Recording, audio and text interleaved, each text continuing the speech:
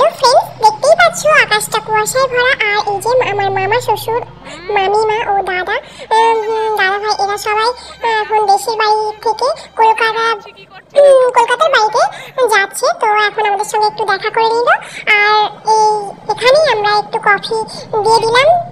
তো তারপরে ওরা তো চলে গেল। তারপরে দেখতে পাচ্ছ আমরাও রেডি, মানে ব্যাগপত্র প্যাকিং করে নিয়েছি। আর মানে বাড়ি যাবো বলে, শ্বশুর বাড়ি যাবো বলে। আর এদিকে ওই উপরের কাকিমারা আজকে যেহেতু লক্ষ্মী পুজো, সেই কারণে প্রসাদ দিয়ে গেছে। তো সেটা এখন খেয়ে নিয়ে বেরিয়ে পড়েছি। আর মনটা একটু খারাপ ছিল, কারণ ছুটিটা ছিল বেশি, 2-3 দিনের ছুটি ছিল, সে জায়গায় একদিনের ছুটি দিল তোমাদের দাদা ভাইকে। তারপরে আমরা একটা কাটোয়ার যে ক্ষীরের পান্তুয়া, মানে পরাণের ক্ষীরের পান্তুয়া, এটা বিখ্যাত। তো ওটা নিয়ে এখন চলে গেলাম, মানে চলে এসেছি ঘাটে। এখন তোমাদের দাদা ভাই দেখতেই পাচ্ছ সব ব্যাগপত্র নিয়ে যাচ্ছি। আমি একটু ভিডিও করে নিলাম। এখন আস্তে আস্তে নৌকায় উঠবো, দেন তারপরে নৌকা পার হচ্ছি, দেখতেই পাচ্ছ সেটা।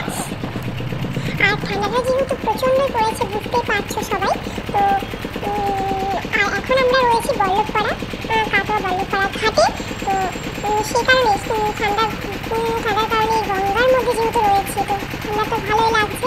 আর এখন আমরা পার হয়ে চলে এসেছি। তারপরে আর সেরকম কোনো ভিডিও করিনি। তারপরে দেখতেই পাচ্ছ এদিকে এসে পাটিসাপটা আর হচ্ছে যে ভাজা পুলি বলে আমাদের ওখানে, তো সেটাই বানানো হলো। ভাজা পুলিগুলো টোটালি আমি করেছি। আর এদিকে আমার শাশুড়ি মা পাটিসাপটা করেছিল, কিছুটা আমি করেছিলাম। তো তারপর দেখো খেয়েও নিলাম সবাই মিলে।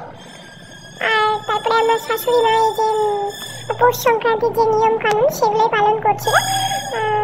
তো অনেকে এসেছিল দেখতে।